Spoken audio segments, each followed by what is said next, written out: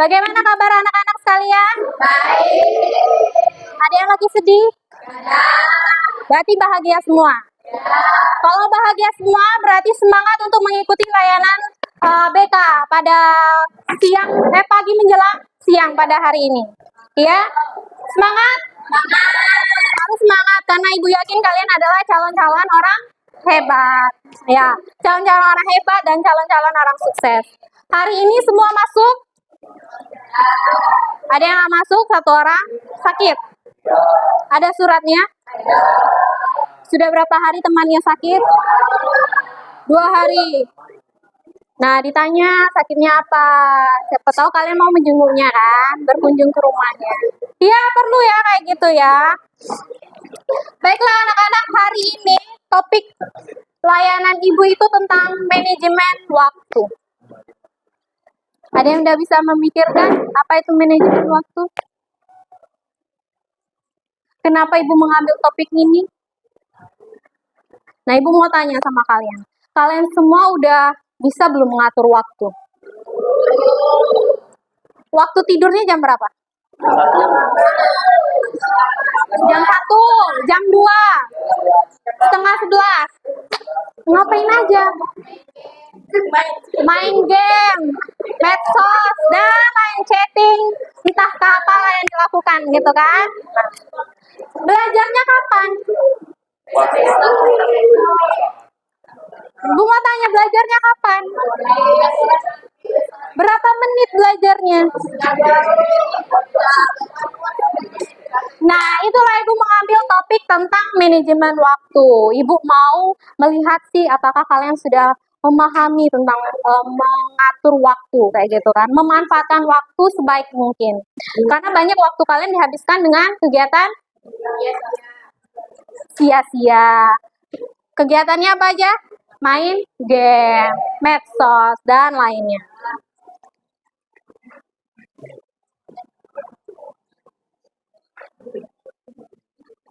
Nah, dari topik yang ibu angkat ini, ibu berharap kalian bisa memiliki kesadaran diri dan bertanggung jawab akan belajar. Ibu yakin kalian semua memiliki cita-cita. Ibu yakin kalian semua ingin membahagiakan orang tua.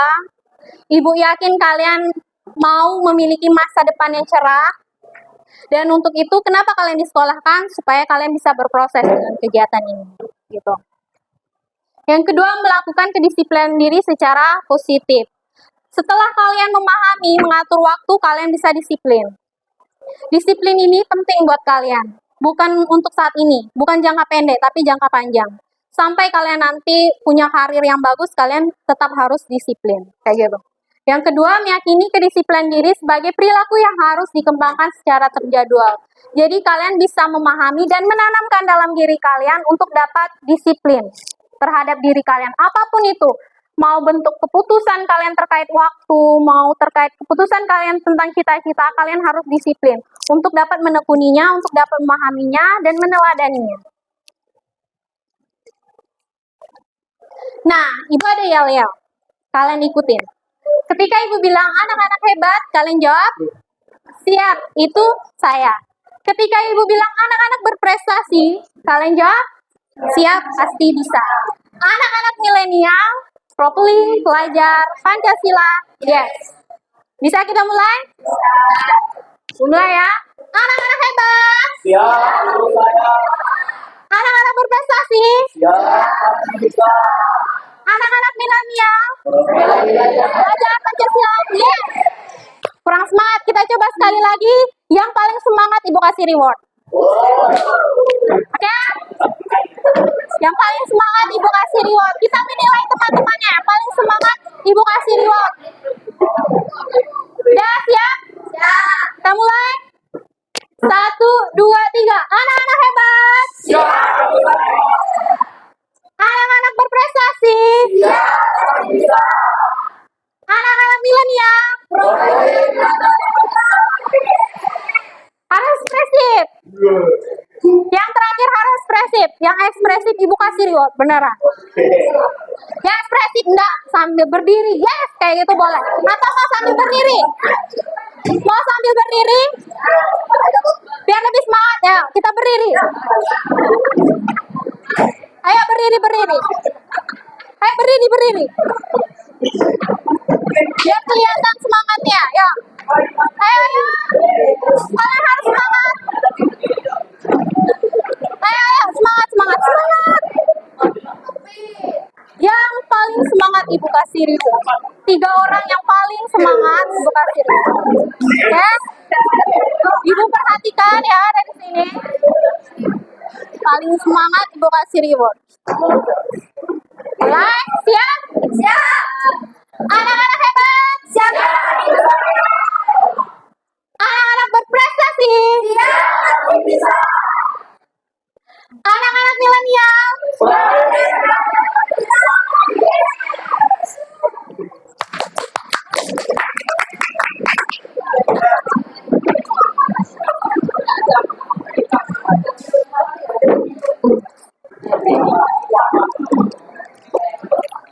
Biar makin semangat.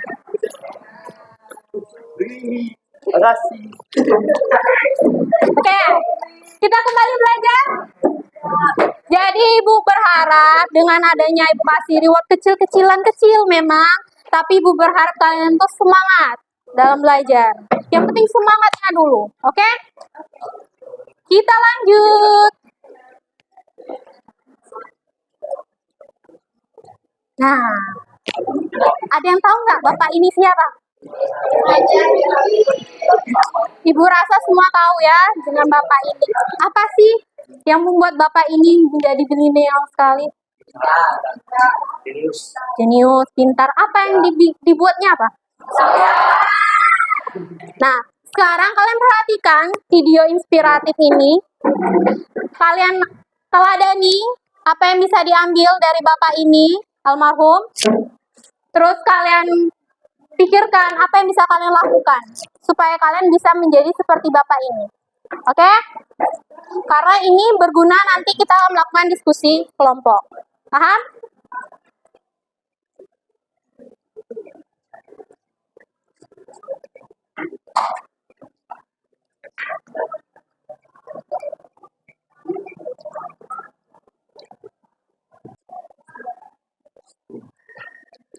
Selama karena miskin, apa sebabnya?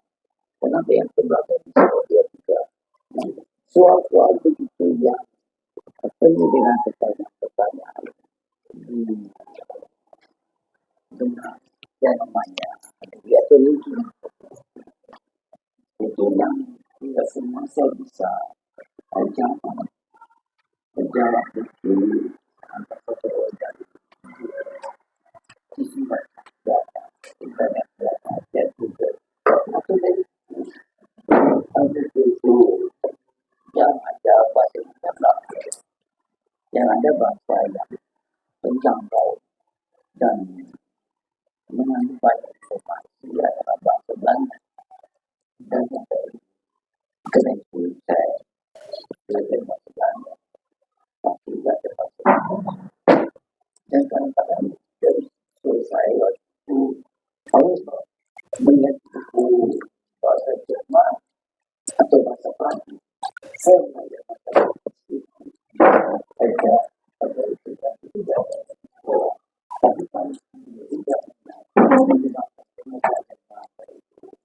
adalah satu-satunya jalan untuk mendapatkan informasi mengenai pertanyaan-pertanyaan yang ada di dalam belajar mengenai mulai dari teknologi dan mulai dari jembatan apa juga kapal apa itu kalau juga tidak ada kapal terbang dalam kapal terbang apa saja dan juga jangan kenapa bisa yang sama dan saya juga baca yang buku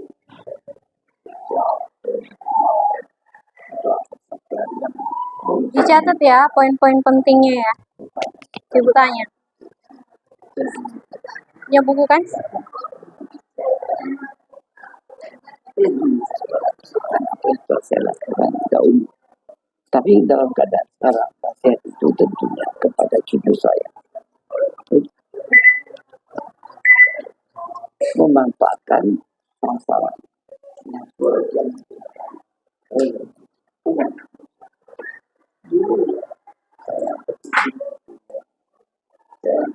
pergi ke perpustakaan itu bisa masuk ke saya. Saya bersedia harus mencapai waktunya kembali. Saya tidak saya bisa tanya ada pertanyaan ke mana. Jangan sampai kalau ada pertanyaan ketik di Google. Saya dapat usul. Oh iya dari situ saya masuk ke mana? Tidak bulan tapi betul atau saya masuk dari internet dari kemudian cari dapat yang berkenan dengan tanpa saya kehilangan waktu untuk pergi ke tempat lain. Itu butuh waktu. Bisa tapi saya tujuan saya di Amin, di Bandung. Saya pun tidak waktu. Saya kan punya mobil, saya udah naik sepeda.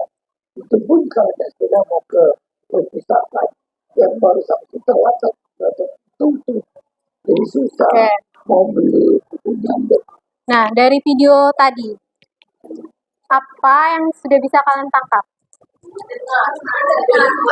Serius? Saya dengar sampai situ.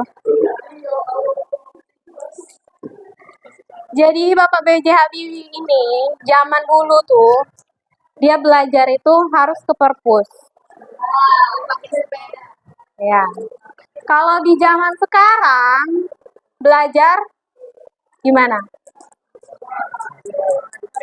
Nggak perlu ke perpus. Cukup browsing. Kalian udah tahu semua. Kalian udah tahu misalnya dikasih guru tugas. Apa yang kalian lakukan? Copy paste ke Google. Sebenarnya semua sudah gampang. Tapi sayangnya tidak dimanfaatkan dengan baik, dengan semaksimal mungkin. Terkadang copy paste dipastekan lagi, tugas itu di print. Nggak dibaca. Padahal kemudahan-kemudahan itu sudah kalian dapatkan. Kalian nggak usah pakai sepeda dulu ke perpus, nggak usah cari buku banyak-banyak di perpus itu, mau nyari judulnya apa, mau materi yang dicari apa. Nggak usah susah-susah zaman sekarang. Semua sudah gampang. Apalagi Ibu yakin 70% dari kalian sudah mendapat fasilitas handphone. Dan sudah difasilitas plus kuotanya. Atau wifi di rumah. Nggak bisa pakai handphone, smart TV sekarang udah ada. Terus nggak bisa pakai smart TV, orang tuanya biasanya ada yang sudah memfasilitasi dengan komputer ataupun laptop, tablet. Tapi sayangnya itu tidak dimanfaatkan dengan semaksimal mungkin. Ibu yakin di antara kalian ini pasti bisa lebih dari Bapak almarhum. Asalkan kalian dapat memanfaatkan semua kemudahan ini dengan semaksimal mungkin. Kalian ini masih berproses. Terus belum banyak beban. Belum banyak beban kan? Kalau yang cewek-cewek paling disuruh nyapu atau cuci piring kan? Itu pun kadang orang tuanya bilang, nggak usah cuci piring, udah ada yang kerja di rumah. Yang cowok-cowok paling disuruh sikat kamar mandi, ngerapiin tempat tidur paling. Iya kan? Makan tinggal makan. Untung nggak disuapin pagi-pagi. Iya kan? Kadang bekal udah disiapin dari rumah. Uang jajan udah dikasih. Malah uang jajannya kayaknya lebih gede uang jajan kalian daripada uang saku itu. Ya kan? Jadi kalian itu adalah calon-calon orang hebat di masa depan. Jadi manfaatkan semua yang kalian dapatkan sekarang dari orang tua kalian, dari sekolah, dari lingkungan masyarakat kalian untuk mengembangkan potensi kalian. Kalian hobinya apa? Dikembangkan.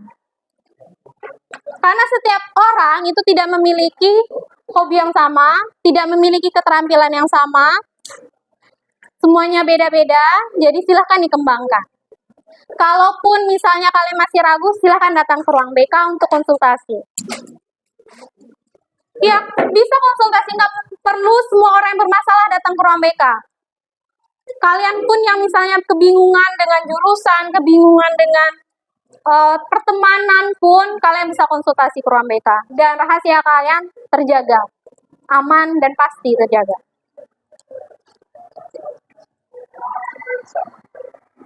Oke? Jangan sampai ruang BK-nya sepi, sayang. Apalagi sekarang guru BK-nya banyak. Kita lanjut, tanggung jawab belajar. Belajar mandiri membutuhkan tanggung jawab yang tinggi dan disiplin yang kuat. Ini merupakan kesempatan untuk mengembangkan kemandirian dan menunjukkan kelebihan seseorang dalam mengelola waktu dan belajar secara efektif. Jadi, kalau kita sudah punya tanggung jawab untuk belajar, nggak perlu dipaksa-paksa. Pasti sudah mau belajar dengan sendirinya.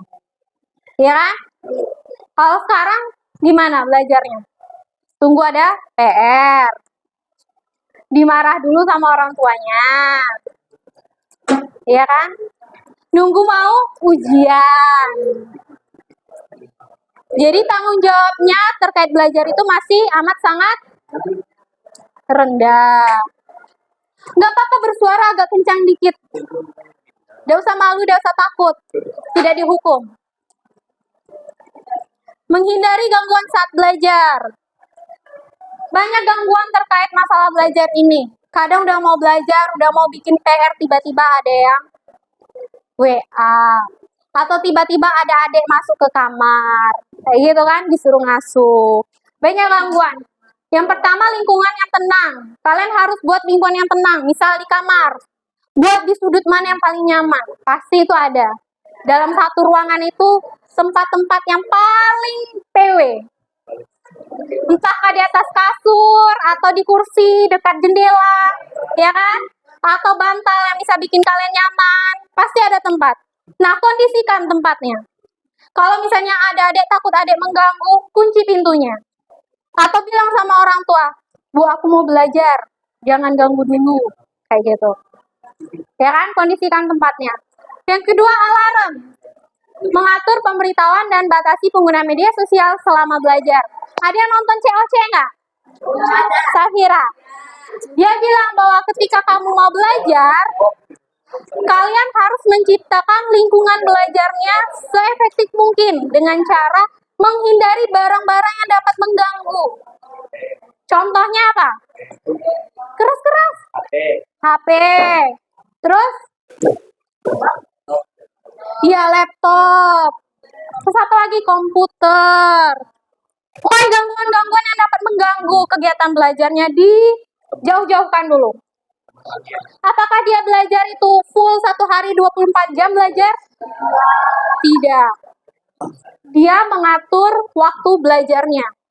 Waktu belajar itu paling 30 menit. Asalkan kalian fokus, pasti dapat semua infonya. Terus pengaturan pernafasan. Kalau sudah 30 menit kayak kegiatan pembelajaran di kelas, 20 menit guru ngasih materi, bosan nggak? Apa yang kalian lakukan? Lain ngobrol, cari teman. Padahal semua bisa diatur. Yang pertama bisa mengatur pernafasan, tarik nafas dulu. Kalau misalnya di rumah, minum dulu, makan dulu, atau keluar dulu, menghirup udara-udara, dan itu masuk lagi kerjain tugas, seperti itu. Iya kan? Pengaturan pernafasan itu penting, biar nggak tegang. Kenapa sih penting disiplin belajar? Yang pertama, keberhasilan belajar. Yang kedua, menyelaraskan tujuan. Kenapa keberhasilan belajar? Ketika kalian tekun belajar, kalian akan meraih kesuksesan. Kalian akan memetik buahnya. Kalian akan memperoleh ilmu. Yang kedua, penyelarasan tujuan. Kenapa sih kalian belajar atau sekolah? Untuk menggapai cita-cita, untuk membahagiakan diri kalian, untuk membahagiakan kedua orang tua kalian, supaya orang tua kalian bangga. Biar orang tua tidak merasa sia-sia menyekolahkan anak, ngeluarin uang banyak-banyak. Ya kan? Itu bentuk terima kasih kalian kepada orang tua. Menurut kalian gimana bentuk terima kasih kalian kepada orang tua? Atau cuma sekedar bilang makasih Bu pas lebaran loh? Enggak kan?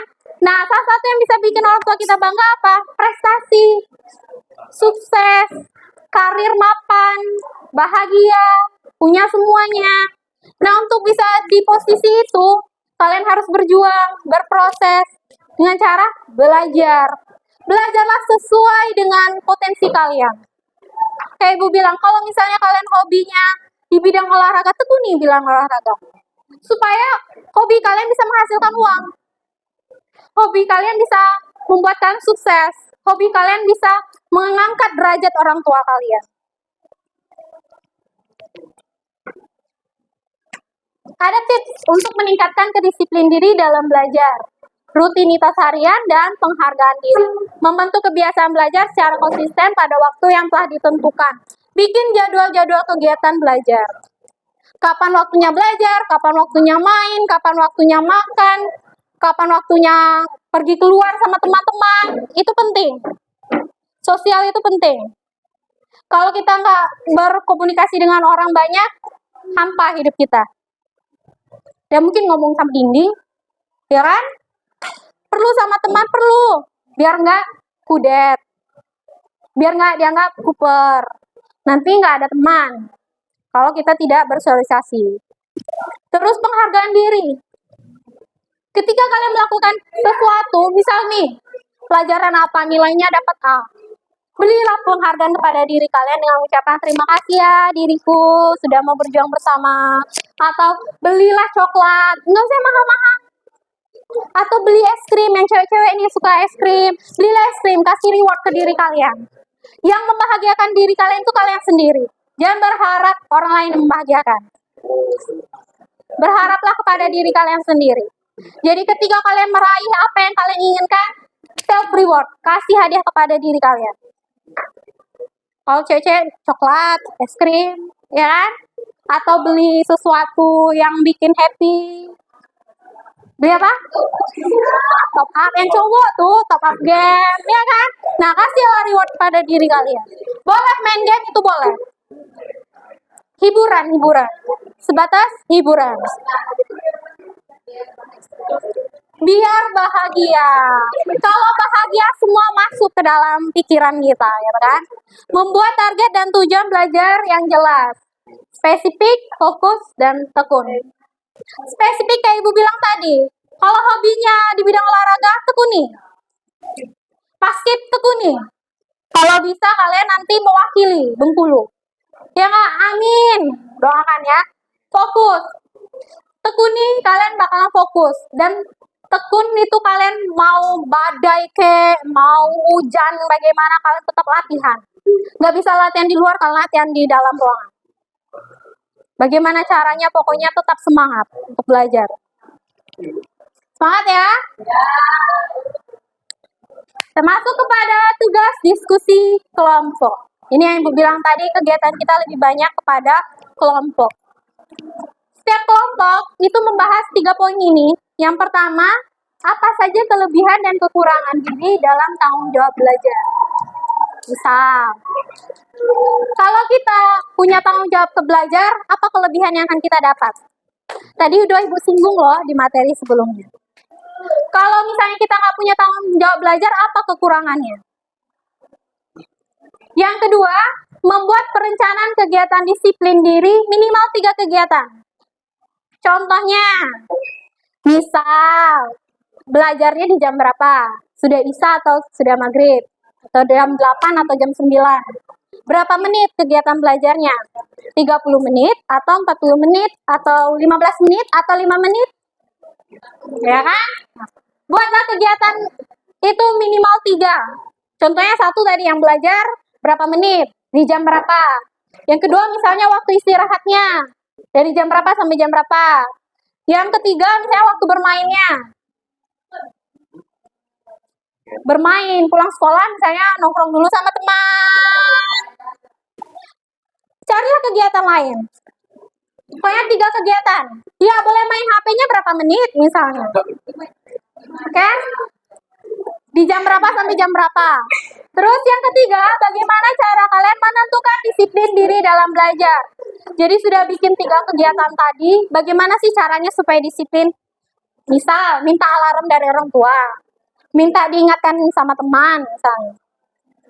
Jadi carilah, jadi diskusikan 3 topik ini. Setelah itu, ibu minta kalian presentasi, ibu tunjuk kelompoknya.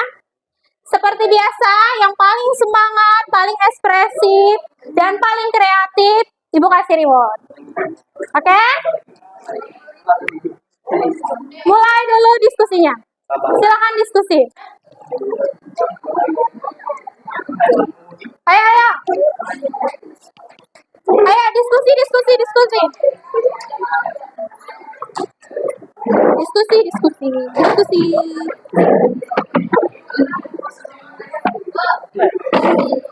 Hah? Iya, 3 itu. Jawab 3 pertanyaan itu.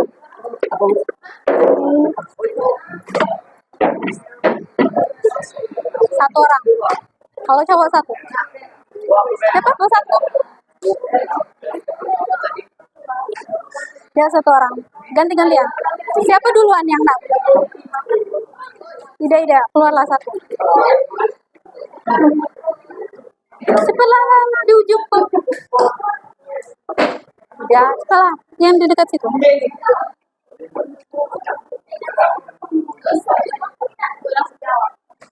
Nanti dulu. Ayo yang lain belum. Kelompok lain. Apa? Soalnya per kelompok. Gitu sih. Biar tahu kan soalnya. Ayo cepatlah diskusi kelompok. Keluarlah. Tidak bisa 1 orang.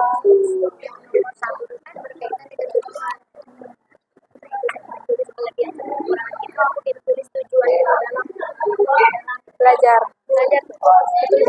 itu aja, tidak usah yang berkaitan apa saja kelebihan dan kekurangan di dalam tanggung jawab belajar. Kalau kita punya tanggung jawab belajar, apa kelebihan? Oh, jadi kekurangan ketinggiannya tulis dalam perencanaan kegiatan disiplin kayak aku bilang tadi, misalnya belajarnya dari jam berapa sampai jam berapa menit. Boleh, nggak apa-apa. Bebas kok, BK bebas kok. Terserah. Yang penting ekspresif. Kamu berdua, kenapa tidak maju? Maju dikit. Ayo diskusi. Soal lah. Ibu nilai loh kalian setiap proses dan hasilnya. Keluarlah nak. Pusing di situ keluar.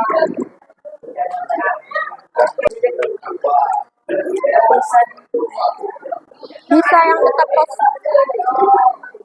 Yang dekat pos. Sendiri, pergilah. Ayo diskusikan lah. Udah ditentukan siapa yang ngomong.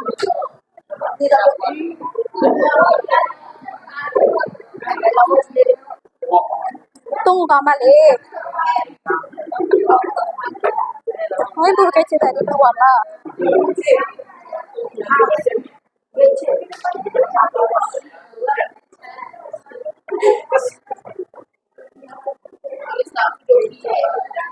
Ya, tentukanlah siapa yang ngomong, siapa yang jawab. Sudah, siapa yang jawab nanti? Yang ngomong.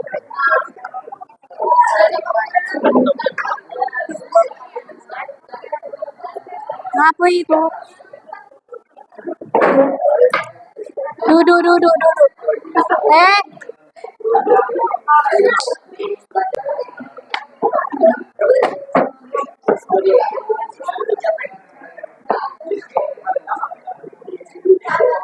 Ayo, jawablah. 10 menit lagi.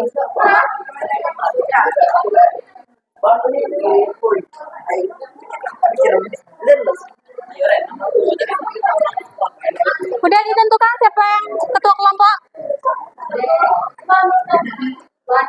Harus berani.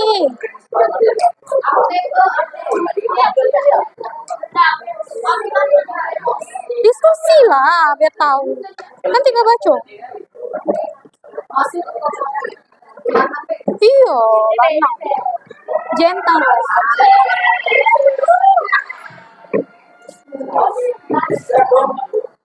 Ibu minta waktunya dulu 5 menit. Jangan ngeluh. Udah, diskusi tadi. Kelompok mana yang mau presentasi? Yang sudah siap?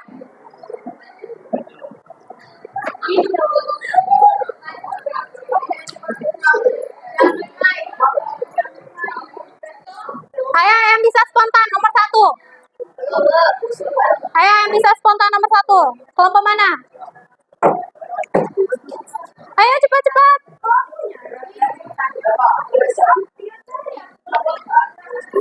Ayo.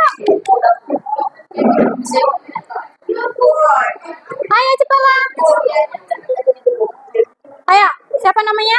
Sebutkan nama dari kelompok. Ayo berdiri. Silakan dengarkan teman-temannya. Apa saja kelebihan dan kekurangan diri dalam belajar? Kelebihan dalam belajar adalah mendapatkan nilai yang baik, mendapatkan prestasi yang tinggi, mendapatkan ilmu, memahami pelajaran, dan dapat membuat orang tua bangga. Beri tepuk tangan. Kekurangannya? Kekurangan dalam belajar, kurangnya disiplin saat belajar, kurang waktu, dan berlebihan main game. Yang kedua, beri tepuk tangan dulu untuk kelompok. Yang kedua ada. Yang kedua, ini. Ayo, ambil mic-nya.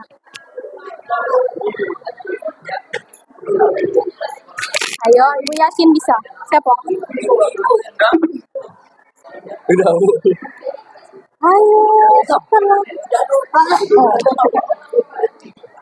sebelah nak. Reza, ayo. Ibu yakin kau bisa. Ayo cepat.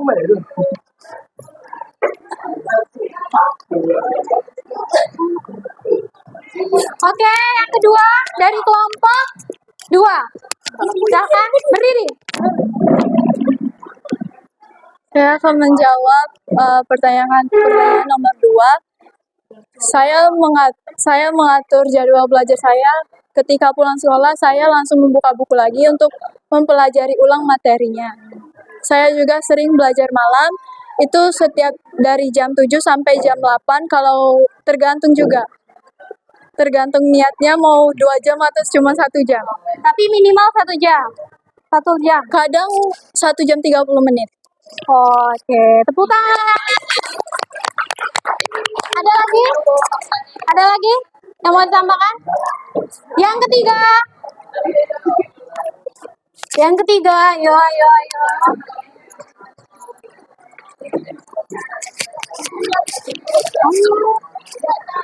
Sekarang. Oke, tadi. Belum ada.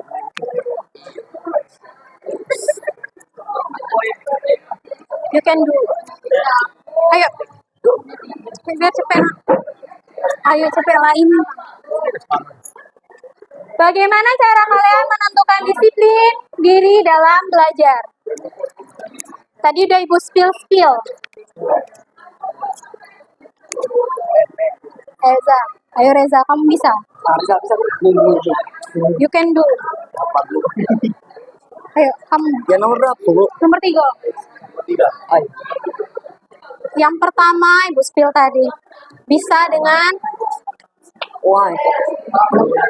atau mau kelompok sin lagi? Nah.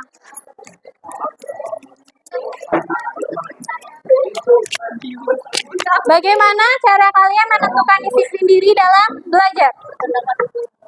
Kenalkan Bu. Perkenalan. Perkenalkan, nama saya Lydia. Wah, sama kita. Kembaran dong.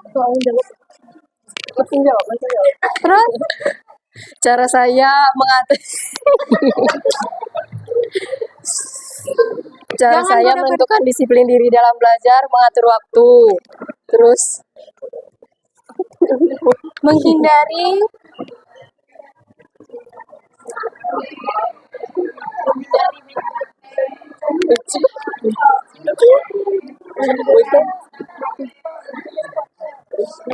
Oh, mengatur waktu, menghindari ponsel, tidak bermain laptop, bermain Ya. komputer, Ya. dan lain-lain.